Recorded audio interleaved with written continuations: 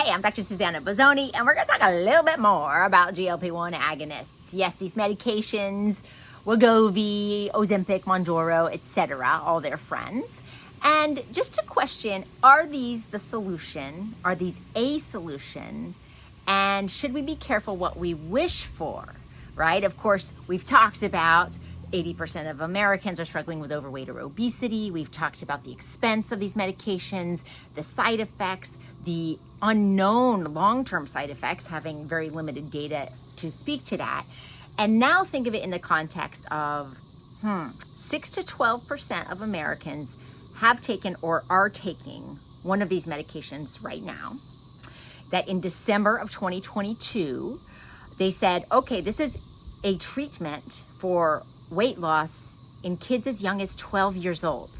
Bear in mind that an adolescent brain is developing and is actually shrinking, a use-dependent change that's happening based on their exposures. That in itself, when you think of the adolescent's exposures right now, is a whole nother presentation. However, we don't know what that's going to do to the brain, right? So that's a little side note.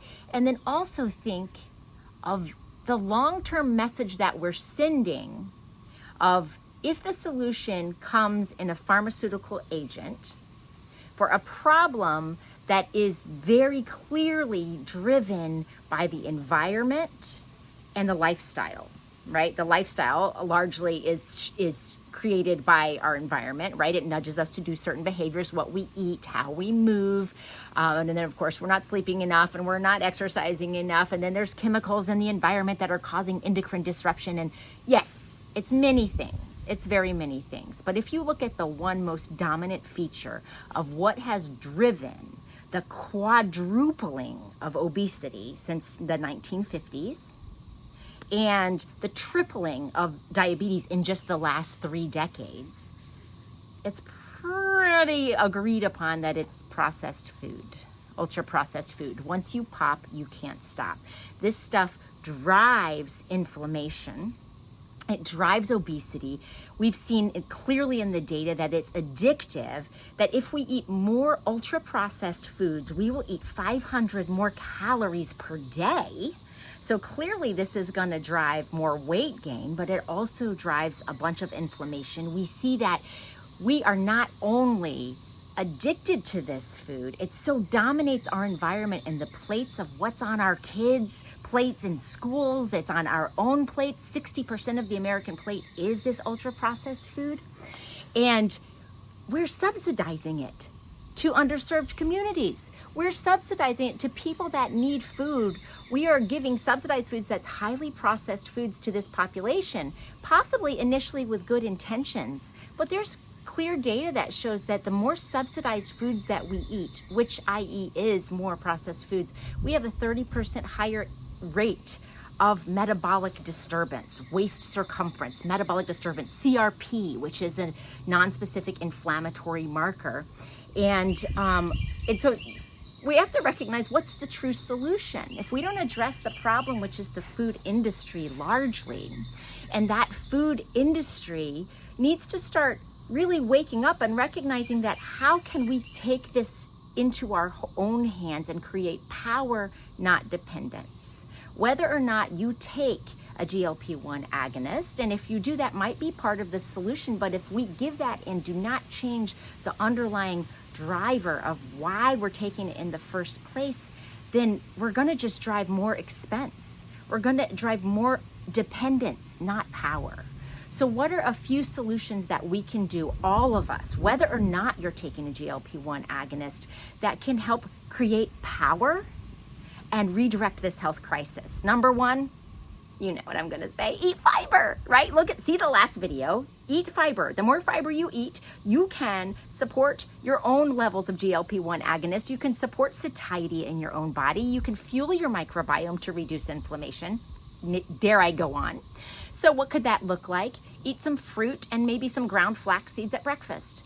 Eat some vegetables at lunch. Eat a half a cup of beans at dinner. It doesn't have to be difficult.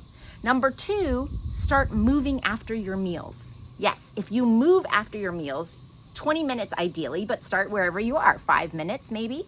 utilize that sugar rather than increasing the sugar and thus increasing the insulin and thus increasing the fat storage and metabolic disturbance. Move after your meals. And number 3, drink water in between meals. Drink water. The solution to pollution is dilution. So what happens if you're a diabetic and you have really high sugars and you go into the emergency room? What do? We give you fluid before we give you insulin, right? Fluid. The solution to pollution is dilution. If you want to dilute those sugars, bring down the insulin levels, and also help with weight loss, studies have suggested you increase your water consumption. So if you can drink more water and replace any sugar-sweetened beverages, sodas, juice with water, those would be 3 relatively easy starts. And then how can we begin to combat this beast that is the industry that's profiting off of unfortunately our addiction? Well, start small. Start where you can. One of my favorite heroes, the urban gangsta, that is Ron Finley, said, growing your own food is like printing your own money. What can we do? We can start as a community, building urban gardens, teaching kids, teaching communities, connecting people, address the loneliness epidemic by connecting people around food, around growing your own food, around learning how to cook. It's a really big impairment if we don't know how to cook. More than 50% of meals today are now eaten outside of the home because people don't know how to cook because we're not teaching it in schools. So if we can get classes for adults and then maybe even in our educational system that teaches people where food grows, how to grow it, and how to cook it, we can create so much power. There are really incredible organizations that are doing things like this, that are increasing the awareness of food as medicine and how to make it applicable. So let us be the change. I hope this is helpful and inspirational for you. And I look forward to hearing what you are doing in your community to increase education and awareness about food and the power that it holds. Yes, power over dependence. Have a wonderful day.